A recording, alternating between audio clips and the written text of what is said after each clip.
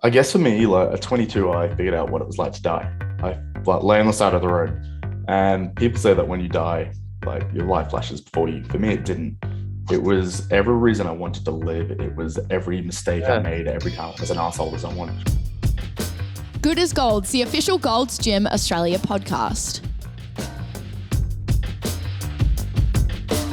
Welcome back to another episode of the Good as Gold's podcast. Boy, do we have an episode for you. Callum, who have we got? We do. We are talking to Mark Daniels, keynote speaker, just general motivational lord, and an adaptive athlete as well. Full-time legend. In this episode, we go into pretty much where the most pivotal part in his life so far has actually happened. He had to rebuild his life from the age of 22. So a horrific accident happened. From 22 on, he had to adapt, change, and we dive deep. We do cover some ground, and we talk actually about the way that he lives his life now, which is like, honestly, it's so inspiring. This episode is going to inspire you guys. So honestly, listen in. Yep. Let's get into it. Hey guys, just a quick disclaimer here that we do touch on themes of suicide in this episode today. Proudly supported by Raw Energy, cafe partner for Gold's Gym Australia. Alrighty, welcome in, Mark. How's it going? Yeah, good. Thanks, guys. Thanks for having me. So, Mark, can you quickly explain who you are? Give us a little bit about yourself. Give us a little rundown. God, how do you sum up 7 years in an hour? Let's do this. All right. So I am Mark Daniels. I'm an above-knee amputee, 29 years old, from Perth. I'm an Australian para-canoe athlete, and I am an adaptive athlete of all different kinds. Just do a lot of crazy stuff with one leg, and it's a pretty cool journey. Man, I've seen some videos on the gram of you deadlifting one leg, like box jumping, incredible stuff. Before we go into that side of things and all the stuff that you're up to at the moment, can you dive a little deeper into how you got to where you are today? Yeah, so it all started basically. I just got back from a 4.5-month deployment in the Navy. I spent 8 years in the Navy as a Marine technician. We returned back to Australia from doing a Northeast Asian deployment, and 3 days later, we were going on leave for a month. So I was pretty looking forward to just traveling, doing the normal things we get after being away for so long. Yeah. And riding my motorbike home from a mate's place, and a distracted driver just turned across my lane and actually T-boned me. I woke up not knowing what the hell has happened. I was conscious through it all, and it was pretty crazy to go through. My list of injuries were a broken neck, 11 broken ribs, a punctured lung, ruptured kidney. My heart was grazed against my rib cage, broken right femur in 4 places, ruptured my femoral artery on the right side, broken right hand, my fib and tib on the right side were just completely destroyed. Went through 65 units of blood, died 3 times, and had to be like fully resuscitated. And I was in a coma for 10 days. So going through that at 22 years of age kind of just changed my life. Literally. It let me know that I'm not 22 and bulletproof. And when it's something so out of your control, and then you wake up and this is your life, it's such a big shock, and you're like, okay, how do I do this? Wow. So that's basically what got me into this journey, is going through something like that and that amount of change. And it was pretty unreal. Wow. That is that list of just, it didn't stop. That's... Oh, it's like a shopping list. Like I went Literally. from not breaking a bone to breaking every bone in my body.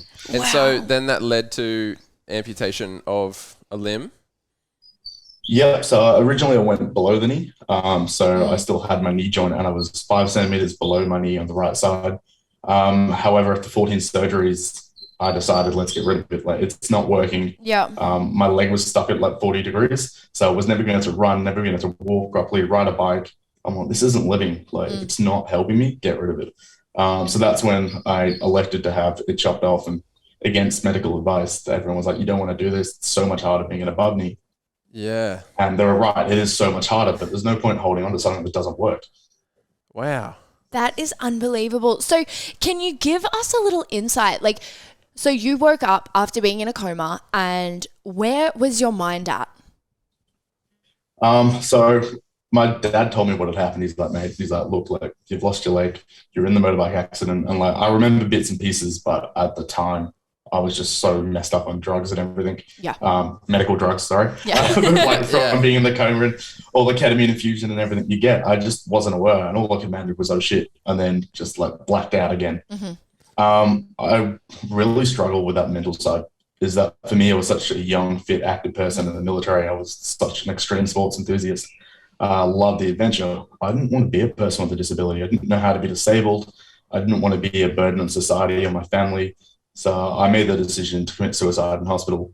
I tried to pull out all the breathing tubes and actually end my life because I didn't want to put my family through having to like be with me like while I was just this potato and I didn't know how to do it. Because I guess when you don't have that exposure to disabilities, you don't know what is possible. Yeah. Exactly. So for me, like, I had like 200 mates like from the Navy. The whole ship was turning up and they were having to like close the waiting room because there was just a whole ship of sailors in the waiting room. Personally, I think they came to see the nurses. But after like, 4.5 of Yeah. deployment, the boys were a bit lonely. Yeah. So yeah, like during the day, 8 a.m. to 8 p.m., I was like just surrounded by people That's and like incredible. barely moved, just had a full neck brace with a broken neck. And like I just had so much support. But then at night, and you're alone in a dark room, no windows, that's when it really starts catching up with you. Yeah. And as a young, fit, healthy person, I thought mental health was only for people, like mental health issues were only for people that were weak. Yeah. I didn't know what it was like to go through something like this that was really going to push me. And I was really struggling to just be alive. My captain at the time put me in touch with Paul DeGelder, who's the Navy clearance diver. Yes. That's lost his arm and leg, and then he trains at Golds over in the States. And Yeah. I've seen his content. That's pretty amazing. Yeah. Paul basically, he was the one that saved me. He's like, mate, like people are going to tell you what you can and can't do for the rest of your life. Yeah. He's like, tell them all to fuck off. Yes. You define your own limits. Your limits don't define you, and that's tattooed across my ribs now. That's so it. once I had that chat with Paul, I read his book, and then I started going, okay, what can people with disabilities do? Yeah. So started networking, looking through, and I'm there like with like this broken neck, trying to like use a tablet, kept dropping it on my face because I couldn't even hold my arms up. I was that messed up on drugs. Yeah. And what I realized, it was all the medication I was on that was actually making me so numb and not ready to fight. Yeah. Yeah. So I started to get wind off it all. And once I was actually reduced all that medication, I was like, all right, let's do this. Let's fight. The only problem is my body was nowhere ready to fight. Yeah. I was so weak, so broken. I lost 30 kilos in hospital. I went from like 100 kilos down to like, I think under 60. Yeah. I was like absolute skin and bones. Yeah. Just because they couldn't get any nutrition into me. So that was a big shift. So then they sent me home, and that was the kind of big reality check. Yeah. Is that when you're in hospital, you're lying in a bed, you got nurses to help you, like shower you. Like, it's easy. You get home, you're by yourself. You're like, oh God, how do I do this? Like, don't know how to use a wheelchair, don't know how to use crutches. Well, using crutches with 2 legs is quite easy. Using crutches with 1 leg is a whole different kettle of fish. And like, I couldn't go to the toilet by myself. I couldn't shower by myself. So you lose all that support. So I ended up having to move back in with my parents, which, it's not ideal at 22. No. Yes. And that's, I want to kind of touch on that point there. So that pivotal point, your life has completely changed. You've spent, how long were you in hospital for? It was only 3 weeks originally. Yeah. So 3 weeks in hospital. Wow. 3 because weeks. Because I was so fit and healthy. And like for me, like Royal Perth Hospital in the state trauma unit, it's just concrete. There's no windows. You're in with guys like criminals that are like handcuffed to the beds next to you, screaming. Oh, okay, right. It's such a horrible place to be. Get me out. Yeah. So you wanted out. So my surgeon's like, look, do you want to go home? I'm like, I want to go home. Yes. He's like, you can lay here in a bed or you can lay at home in a bed. So I was like, all right, let's go home. rather be and then we had Silver Chain coming and doing daily leg dressings and pulling all my bandages off, which was so much fun. So you're 22, you've just gotten home, you're pepped up on medication, and you've got Paul DeGelder in your head telling you not to define, like no disability can define you. What was the moment then that you decided, okay, my life is worth living? What was the trajectory to get where you are today? I think the major defining moment I can think about is like I was going through little things. Like each day I was like learning how to brush my teeth again, how to like go to the toilet by myself again. Yeah. And those little steps. And then there was one day I was trying to feed my border collie Diesel, and I picked up this 15-kilo bag of dog food. And when I did, I ripped all my ribs. And I'm just trying to like give him some food, like biscuits in like a cup. Should be pretty easy. But because my ribs were so broken, I just ripped all of them. And I was in so much pain. I just threw the dog food all over the place and just ended up in the bowl. And that's when I realized that I wasn't doing okay. I was such a weak, like mental person, physical person. There was nothing left of me. And I ended up on the floor like bawling for an hour. And like Diesel thought it was the best thing ever because he got to eat 15 kilos of dog food. Yeah, Literally. Then he came over to me and like, yeah, he came over to me, lay on me, and like he's become my like unofficial assistant dog. And I just bawl my eyes out on my dog for like an hour. And then I was like, all right, in order to be physically strong, I need to be mentally strong. Yeah. So I was like, I need to get back into the gym. I need to start training. Yeah. I had a weight bench down in the shed. I'm like, all right, I used to do like 50 kilos each arm. I can do 50 and I'm being reasonable. Yeah. I'm picking a weight that I can do. So I was like, all right, let's try and do it. So I went back on the bench and I fell off the bench. What I didn't account for is you use your legs to stabilize. Yes. And I hadn't even considered this fact. So I went back, just fell on the floor again, threw a tantrum, threw some weights around. Yeah. And I was like, all right, I'm going to need some help here. My brother's PT at the time had said, look, like when you're ready, like come see me, let's start training. And this is probably about, about 2 months after my accident. Yeah. So like ribs are starting to heal, starting to get a bit better. So I was like, all right, I'm going to go to the gym with this guy. And Demo like is an army reservist, really fit young guy. So I go in and have a chat with him. And I was like, I had this attitude. I was pissed off at the world. Yeah. I'm like, what makes you think you're entitled to train me? What do you know about people with Yes. disabilities? Yeah. Yes. And he's like, fuck all. Yeah. He's like, but I don't see anyone else here to help. He's Yeah. like, I'm willing to be here. I'm willing to learn. And if you're willing to put the work in, I'm willing to be here. Epic. And then it kind of considered that chip on my shoulder kind of disappeared. Yeah. Yeah. And I was like, do you know what? This guy's here. He's willing to help. So we learned how to do things. I learned how to pistol squat and like into my wheelchair with a broomstick. I learned how to deadlift on one leg. Yeah. And there were tiny things. We weren't even using weights. We're using bloody broomsticks. Yeah. But learning that mobility and how to adapt with one leg, I started going, okay, then what can I do? And then I started adding all the weight. And people in the gym looked at me like it was an absolute freak. But it was because I was lifting more than them on one leg. Yeah, yeah. We're in the street. Everyone looked at me as a freak because I'm covered head to toe in scars. Yeah. So like that fitness community became just fuel for me. Yeah. I guess I use that as a bit of coping strategy. Yeah. I've got a very addictive personality. Whatever I do, it's addictive. Yeah. Painkiller addictions, alcohol addictions, it's been everything. But for me, the gym has always been my addiction. Yeah. Wow. And I chased that gold medal feeling is that I would get so many accolades and like applause for being in the gym with one leg and the crazy stuff I did. Yep. And like I could be having the worst head day, or be like suicidal, and I would go to the gym for 3 hours. Yeah. And if I trained my ass off for those 3 hours, it was the best day of my life. Yeah. And that's just what kept me going. It's just I had to train. So I guess I pushed the mental health stuff away by training. Yeah. And it was that really tight, entwined connection of how I got through all the mental health stuff. But you need that connection, right? Like it's just so amazing to hear that there were actually people right next to you being like, hey, like we're here to support you. And I love that you actually touched on like, I had this chip on my shoulder, like, well, who the heck are you? Yeah. How do you know what to do? And you had that and it was like, as soon as someone was honest and like probably, did you feel like other people treated you differently because you either were covered in scars, you had one leg? Did you ever find, or do you still find that people do treat you quote unquote differently? 100%. And it can be depending on what type of mobility aid. So I can go to work for 8 hours on my leg, like be a PT and like absolute kill it as a PT, whatever. And then come home, I'm like, my leg's sore. I'm going to jump in my wheelchair and go to the shops and get myself something for dinner. And people are like, oh, what's the matter? Are you lazy? Do you not use one of those prosthetics? Oh. And like people don't understand like the amount of pain. Like it's not like you just get a prosthetic and you're good. Yeah. It's like you rub all the skin off. It's like, so they say using a prosthetic is like wearing a set of high heels that are 3 times too small. So it's I can pretty relate. uncomfortable. So using them, it just condenses everything and your leg is so sore. But being able to actually get around mobility, have your hands compared to being in a wheelchair is a huge difference. And I guess the way people treat you differently, 100%. The friends I had when I lost my leg aren't the same friends I have now. Yes. And I guess that's part of because I've grown, I've changed. It's the same as when you leave school. You don't still have the same friends. You learn, you adapt. And the people that you have the similar like interest to are the people around you. Yeah. So I guess, I've really changed as a person in the last 7 years. So But I also think with that friendship thing as well, it's like you grow so much when something life-changing happens to you, right? And I feel like sometimes when you start growing and shifting and changing, it's like we can't have the same mates that are over here or are staying over in their lane, Yeah, well, all the mates used to party with, that's great, but it's not aligned with my fitness goals. Yeah. So you grow, you change. And I think as well, like sometimes when you go into those mental health battles, you burn bridges. But there's times where I wasn't the easiest person to be around. Yeah. I was so stuck in my ways.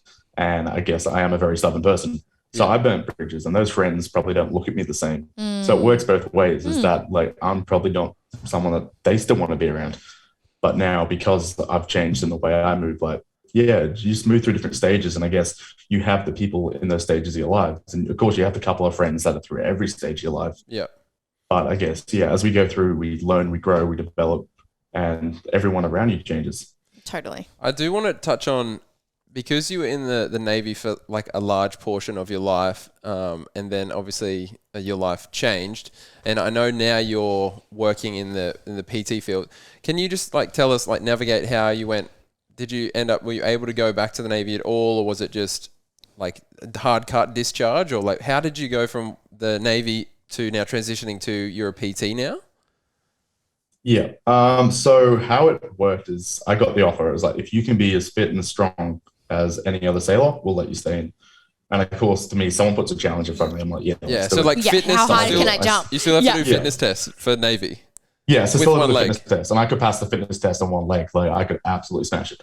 And then, like for me, trying to be a marine technician, so I was basically a mechanic in the Navy. Yeah. Down in the hot engine rooms, wearing a neoprene like liner on your leg and oil sliding all over the place. It wasn't a safe place to be. Yeah. Also, being on your leg, carrying heavy weights up and down ladder bays. Yeah. Practically, it just wasn't going to happen.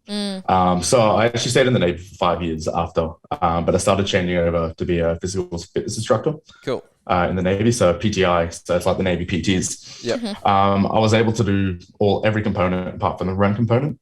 When it came to the run component, it's I think a 21 minute for the 5K, and I was able to only do it in the 23 minutes.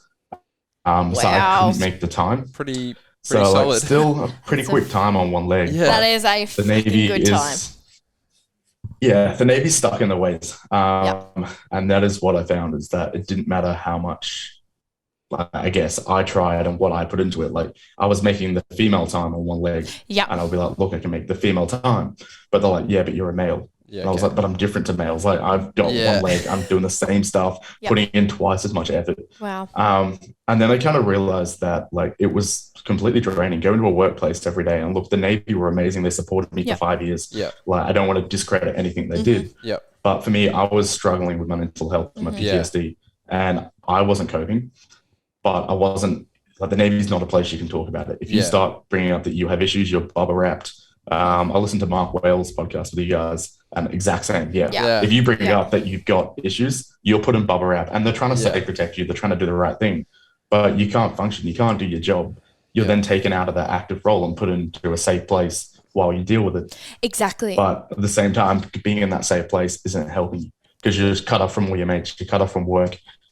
And it's just, you sit there, like, I guess, like festering away. Yeah. And for me, I just ended up like really unhappy, really struggling with who I was, my identity. Yeah. And that was when I was like, okay, it's probably time I take my medical discharge. My PTSD is getting really bad. Yeah. And let's actually get out and deal with my mental health issues. So good. So from there, I discharged, and then I was like, okay, I love fitness. Let's see what I can do. Yeah. My plan was to go into like working with people with disabilities and actually finding people like myself and training them. Yep. What I was finding is it was a lot of intellectual disability. I couldn't really find a lot of people with physical disability. So what I'm doing now is just group fitness training. So not where I want to be, but right now it allows me to do my training and focus on my kayaking. Yep. It works pretty well. Like, that's cool. Can we talk about your kayaking? Yeah, I wanna get into this. Like, can we kayaking. get into this? Okay, so can you run us through when were you kayaking before your accident, or is this something that you kind of fell into when you went after your accident?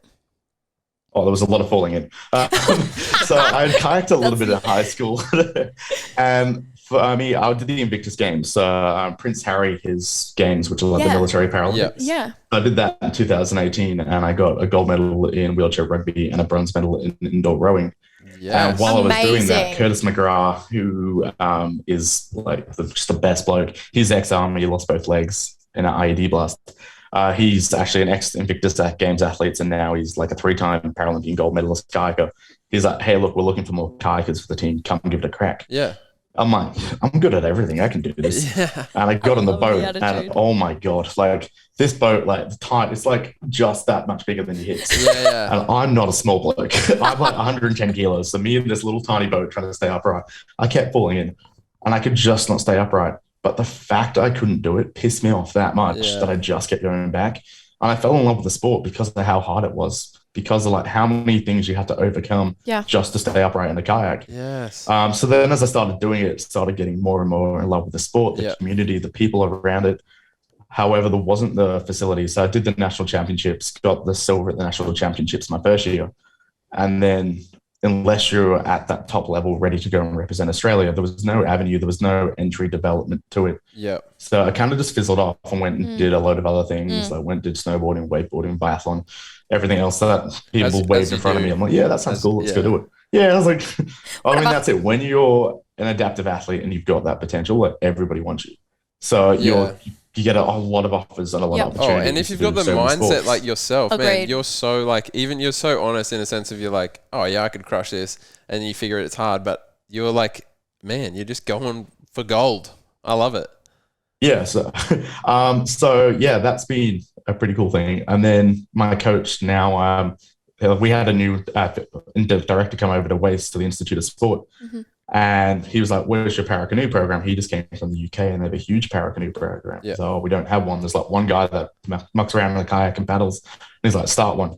So then, got a phone call. He's like, do you want to give it another crack? I'm like, yeah, all right, let's do it. Raman Anderson, who's an ex-Olympian himself, has just been amazing and instrumental to take me from just like a general like fitness person to now an athlete. So I've been with the Institute of Sport now for 3 years. I was recently over in Poland competing at the World Cup. However, I got COVID, which, the day of my finals, I tested positive, which was a bit unfortunate. But that's now, so that's now turned into long COVID. So I'm still recovering 4 months later, barely paddling. I'm getting like 1 or 2 sessions in a week, really suffering from it. So again, that's been another hurdle is when you're this athlete and then that gets taken away from you. Like my coping strategy, put your head down and grind, go train. When you can't train, what do? How do you cope with that? So it's been a big year of learning for me that like I've had to learn other coping mechanisms actually deal with some mental health issues. Can I ask what they actually are? Can you elaborate on those? Yeah. So normally it's, I'll go and train. Like if I'm having a bad day, I go to the gym. That's my happy place. I'll go, I'll train, I'll paddle. When you're like on the water at 5 a.m., you're at a sunrise, it's beautiful. That's great. Like you can't have a bad day with that. So now I've actually had to sit down and write some feelings down, actually talk to my friends and my partner about what I'm going through. I can't just shut myself in my study and just work. I've actually got to break down and I guess talk about it. I've been seeing a psychologist for the last 5 years. And to actually get to that stage was really difficult because as men, young, strong, independent men, we don't have issues. And it actually took to the point where I'm like, hey, I'm not okay here. Like I was really suicidal, really struggling. I was drinking ridiculously just to deal with it because like when I had that buzz or when I was using painkillers to just take the pain away, I didn't have to deal with it. So that was some of the coping strategies I had, which weren't the healthiest, but they got me through. So now, it's a lot more talking about it, actually processing the emotions. It'll be taking that little break when I need it, writing things down, which I often write, like, because I do quite a bit of keynote speaking. I'll write a keynote speech, but I'll actually put how I'm feeling in it. And it's not to anyone, it's just to myself. Like, but I'll have these speeches that I write and it's just like getting everything out, getting it all on paper. And then you read it out loud. And when you're actually sitting there, you kind of just feel the emotions so much more intensely. It's been a weird kind of way to learn to express myself. I actually love that you have spoken about this because like I actually think this is really like it's just so important to especially like you were saying, you know, as a 22, 23-year-old guy, you were invincible, right? That's what you said just before. You were like, I can just do anything and nothing can affect me and nothing or you know, and I'm sure you boys will be able to talk on that. But I just think it's so important to actually have that release, either whether it's journaling, writing it down, speaking it out loud, talking to a friend, talking to your partner. It's like if they're, again, like you were saying before, you know, you numb your pain through other vices, which might be alcohol, drugs, whatever it might be. And I just think that's actually, it's so cool to hear you talking about this, and actually from a 29-year-old male being like, hey, let's talk about our feelings. Yeah. And Cal, totally. Cal is the exact same, where Yeah. it's just so important for us to actually talk, because in here, in our mind, we can concoct some major stories. Well, I mean, and that's it. like Em said, like you've taken ownership in every part like that has been pushed against you. You've taken ownership, and you've found something to get over that hurdle, and now you're like taking ownership in your feelings, right? And I think that's It's like admirable. Yeah, 100%. But so much harder, because you could be like, oh, I feel like crap, I'm going to go to the gym. Yeah. It's like, or drink, or I can't go to the gym, I feel like crap, let me just journal. Yeah, I don't know. So it's not the same release. And like, I've been sober for 20 months now. Nice. Because for me, Amazing. like, I know that if I have another drink, like I'm the type of person I'd be like, yes, that release, let's keep going. Yeah. But I think it's that social media world we live in, where like what I used to do is put up my highlights. Like if you look at my Instagram now, I barely post. Yeah. Because I feel like when I post, I'm not being real to myself. Like right now, I'm struggling. I'm dealing with mental health issues. Yeah. So if I post this, I'm having the best time of my life. I'm hitting all my training goals, where I'm training once a week, barely even moving a boat, going from like the Australian team to now like barely able to stay in a boat and stay upright and breathe. I feel like I'm not being honest. I'm not being genuine. And I guess that's that kind of like trap we fall in. We post all these amazing Bali trips and we're having the best time of our lives and everything's great. But inside we're dying. Yeah. And that's exactly what I used to do. I used to show everyone the highlights. You look every weekend, I was off chasing another gold medal, chasing some other dream, just achievement. Because when I did that, everyone's like, you're the most amazing person. You get all these accolades. So I like feel gratification. amazing. People think I'm amazing. I'm a god. And then, but you're not actually dealing with what's going on inside. Exactly. And we're all so guilty of falling into that trap that you just post the highlights, post the lowlights, let people see what you're going through, because then we make it socially acceptable. We're talking about it, talking about what we go through on a daily basis. I mean, we've got to have these perfect Instagram bodies. What happens when you put on a bit of weight? What do you deal with that? People just go, oh, I'm not going to post for 3 months until I lose the weight. But I mean, it's not realistic. It's like my guy's a motivational speaker over here. It's like he knows what he's actually talking about, honestly. That's a keynote right there. I like that. I like that a lot. And especially, again, coming from a male, like I'm 30, and I mean, I have not been through what you've been through at all, but it's so cool to hear that someone who has been against something for their entire life, it seems, from 22 until where you are now, hurdle after hurdle, you just keep, okay, here's my hurdle. What can I do to overcome that? Instead of just giving up. You know, like, that's cool. That's what we need more of, right?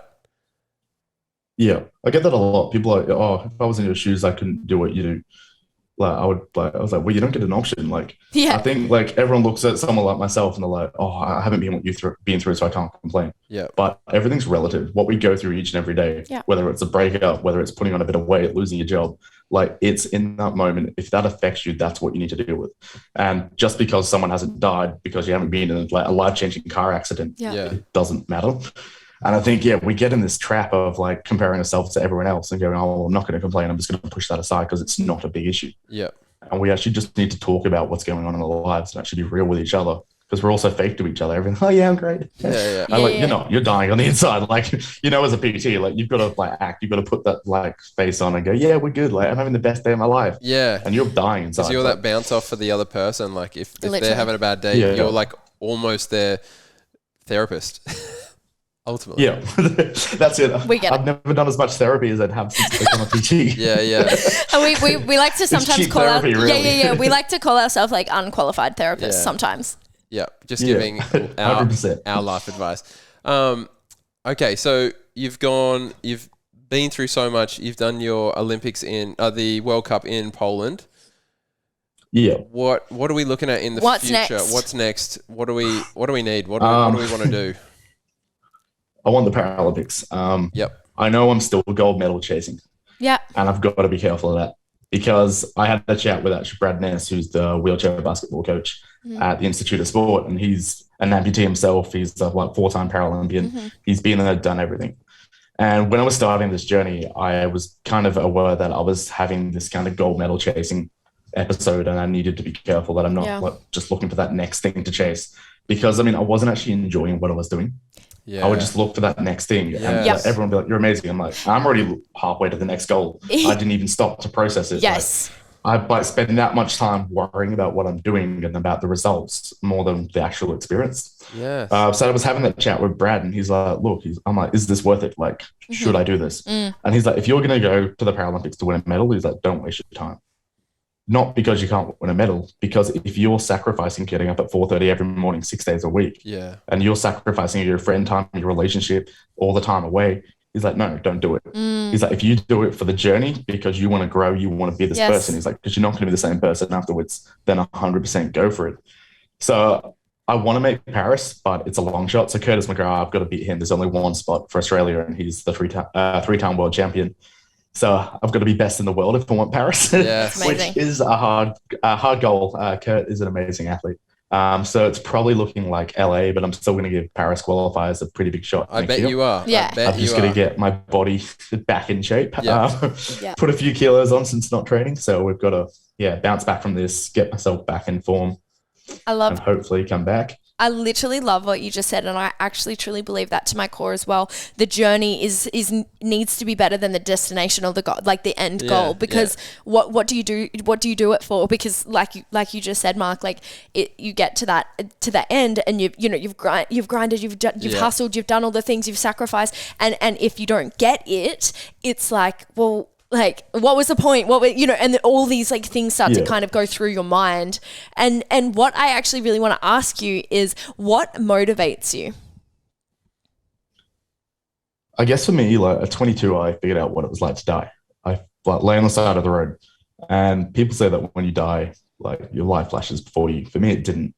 It was every reason I wanted to live. It was every mistake I made, every time I was an asshole to someone, every time I just wanted to be a better person. I just begged for whoever was listening, like God, whoever else, not religious, but whoever was there, I was begging anyone. I'm laying on the side of the road, bleeding out. I've got 5 minutes left to live. The ambulance is 7 minutes. I'm like, I'm dying here. This is where I die. And like, you've lost it all. You know what it's like to die. And then you wake up and you've got a second chance. And I made that promise that if I got a second chance, I'm living it. I'm living every second of it. So that's probably why I went out so hard at the start. But when you know what it's like to lose everything, you want to make the most of everything. You enjoy every sunrise, every sunset. Like, you want to wake up and just live life. So for me, I guess part of it is redefining what it means to be disabled, is that you don't see a lot of it. I mean, we're getting better with it. And like, brands are getting a lot more inclusive. We're seeing a lot more publicized about it. People with disabilities on TV. There's a lot of people doing amazing work. But I guess it's like changing that mentality of people like myself, is that being disabled is a burden, and to change it to having a disability can be the most inspiring thing. Or like, you can live your life as a normal person and do everything anyone else can do. Yes, it's a bit harder. Like, yes, you need a lot more funding and a lot more equipment, but you can live life. And I guess it's just showing people that, and I guess it's proving to myself that, like, I've got the second chance and I'm doing everything I can with it. Honestly, that is seriously so inspiring. Like, that, it quite ridiculous. I want to talk about that funding, because I have heard that it is very expensive to have how many prosthetic legs you have. Yes, I have a fleet of legs. So the only thing I have more than legs is shoes. My shoe collection is ridiculous. However, my leg collection is worth over $500,000. Damn. These legs are only the last 6. There's some good legs. Hang on, I've got one. Yes. Give us a look. All right, so this is my everyday. Oh, it's full of water from kayaking. I'm getting soaked right now. Oh, wow. So this is my everyday leg. So I use kind of like a little mini blade on it. And then my leg sits in this part. So I've got 6 different prosthetics. One lets me. I'm an absolute drench right now. I just empty my leg at the kayak. It was worth it. It was worth it. So I've got like 2 of those legs. They're $160,000 each. My running leg is $20,000. My cycling leg's $30,000. I've got a leg that lets me like power lift, wakeboard, and snowboard. That's another $20,000. And then I've just got like the basic leg I got from hospital, which is about $10,000. Wow. They've got to be changed between every 3 to 6 years. And everyone's like, oh, you have all these cool, amazing legs. But people don't get access to what I've got. I've got it because I've got over $200,000 worth of debt for legs. And for me, like, not having the money, like, didn't matter having the quality of life. I had to justify being alive, and I needed to get back to what I was doing beforehand. So I had loans, I had fundraising, I borrowed from the insurance commission to be able to get the legs that I need. Yeah. Because most people get a really basic leg and they don't have the quality of life they want because they don't have the mobility. Yeah. And although we have NDIS now and that's helping a lot of people, you're still not getting like top quality legs. Yeah. And everyone goes, oh, but it's a luxury to have these legs. But I mean, do you guys need to justify $20,000 before you can go for a run? Yeah. And that's what we're kind of missing is the people making these decisions aren't the people that have to fork out $40,000 to be able to ride a bike. Yeah. They want to go to the gym, so that's another $20,000. Yeah. To do triathlon, it cost me $50,000 just to do a triathlon. Yeah. Just because I needed the legs to be able to do it. And I guess these are the things that people don't realize is like, yes, we have this amazing technology, but you've got to pay for it yourself. You've got to find a way to fundraise to get the money. And I've had some amazing people support me and help me get the money. But without those people, I probably wouldn't have the quality of life or have done as much as I have in the last 7 years. Yeah, honestly, it's actually quite amazing. Yeah. It's just, that's unreal. Mind blowing. It's more like it's like in perspective for me. It's like I recently just did a half marathon, and like 6 weeks before that, I just went out and bought a new pair of shoes that I could run in. And it's like that need, there's that need versus want. Like I just wanted a new pair of shoes to run in. I had another pair I wanted, but you need a leg. Yeah. Yeah. But you can't run without a running blade. Like, no, you can't. Exactly. Basic legs. Like these are things we need. But then the way that the Insurance Commission and NDIS look at it is that you have to be able to justify it. You have to make it reasonable and justifiable. Yeah. And for them being able to run is a want, not a need. Yeah, you need to be able to walk. You don't need to be able to run. Exactly. And I actually, if you could tell someone who potentially is going through something that you went through, or even anyone with a disability, what would you say to them? I guess never take no for an answer. There's always a way. There's always a way we can adapt, a way we can relearn. Learning how to drive again, like it seems like a huge thing, but learning to drive with your left leg, like you guys try and use your left leg on a brake, you nearly put yourself through the windscreen. Exactly. When I have done that. Drive, like, when you've actually got to drive with your left leg, things like that. Yeah. There's always a way to learn it, and it's just about that mentality shift. And when you're not trying to push against the system, so the mistake I made very, very early on is I refused to be disabled. I wasn't disabled. I was going to fight against it. I was going to prove to everyone I did not have a disability. Yep. And I nearly killed myself doing it. I nearly broke my body because I was doing it so violently. And like with all the deadlifting and those crazy box jumps you were talking about at the start, that was the stuff that was killing me because I wasn't doing any rehab or wasn't learning how to do it safely. I was just setting these stupid goals and doing them. Improving. So yes, they look amazing on Instagram. You get all the hype, but then it's like what it's doing to you.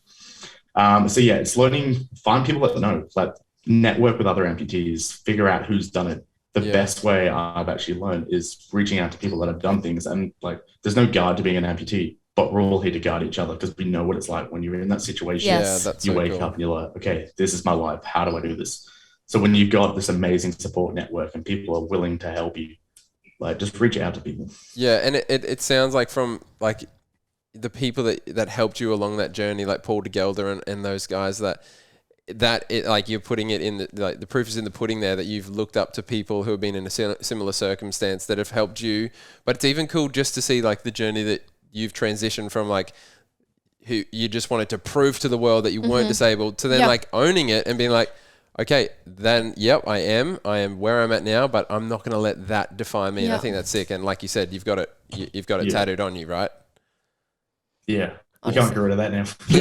That's only for live. You've actually got to live by it. Yeah. That's amazing. Well, before we wrap up, Mark, normally what we do is a little fast five. So basically we're just going to rapid fire 5 quick questions at you, and just whatever comes to mind, honestly, spit it out. Okay. All right. Let's do it. Okay. First one is, if you could beat a Guinness World Record, what would it be for? Highest one-legged box jump. Highest one-legged box jump. Yeah, I love that. What would yours be? Mine? Yeah. Holding my breath the longest. Wow, really? What would yours be? Mine would be something dumb, like how many harmonicas you can hold in one hand. Something dumb. Something dumb, I know it. If you could live on the sea for the rest of your life or live on land, what would it be? Sea. Always been ocean. Love being under the water, on the water, around the water. Yeah. I love I'd that. be the one-legged mermaid. Yeah, can we make that happen, please? I would love to see that. Let's do it. Yeah. Favorite food? Chocolate. My man. My man. We can hang out. Yep. What would you do if you won the lottery? Buy everyone legs. That's really cool. Literally help everyone with everything, get them the funding they need, the equipment, more access to adaptive sports, equipment and schooling, stuff like that. Just get people involved earlier. Amazing. I love that. Yeah, me too. And lucky last is sunrise or sunset? Sunrise. I'm the same. It'll be up early and grind. Yeah, I'm the exact same. Sunrise is the best. I'm ready for bed at sunset. Yeah. Feels if we're up at sunrise or before sunrise, we need to be early bed. Early to bed. You got to catch the sunrise the next morning. It works in this loop. Mark, it's a cycle. Thank you so much for joining us. You are truly an inspiration, and it's been. I still can't fathom. I'm still in my head. I'm listening to that list of injuries that you went through, and everything that you've been up against. A true testament to the nature that you are now. Keep doing what you're doing. Yeah. Keep inspiring other people. People are going to look up to you as well, just as you did to Paul DeGelder and all those other names that you've dropped as well. 100%. We want to see a parrot. We want to see you in LA, or I mean, can we aim for Paris? Like, do we dare? Do we dare say it out loud? Like, yes. Look, I'm going to give it a shot. Manifesting it's going to happen. I'll give it a crack, and if I miss, then we learn from it, we move on and set that next goal. I don't want to set it up just yet, but we have this thing going on. We had Mark Wales on, and he then won Survivor, and then we had Matt Denny on, and he just got gold at the we Com do Games, things to people. I mean, I don't want to talk our stuff up, but we do things to people. All right, look, I'll come back on when I win that gold medal. Yes. I'll come back on, guys, and we'll have another chat. Yes, we would love to. Thank you so much, Mark. Thanks, man. Nah, thanks, guys. It's been awesome. Awesome. All right, catch ya.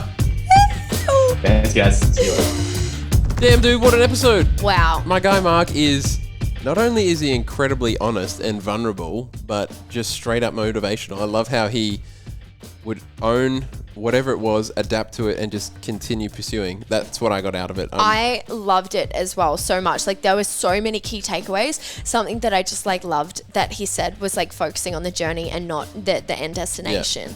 And I just believe that so hard to my core. Yeah. Huge. Thank you so much for tuning in to another episode of Good as Gold. If you would like to comment, subscribe, send a rating. Send it to your Grammy. Grandma would love this episode. I actually agree. I feel like this episode is anyone can listen to and get something out and be inspired and be empowered. I honestly, send it to your grandma. Yep. And I'm going to end with the motto that Mark actually has tattooed on his body. I define my limits do not define me. Boom! Mic drop. Catch you later. Bye-bye. Good as gold. Gooder as golder.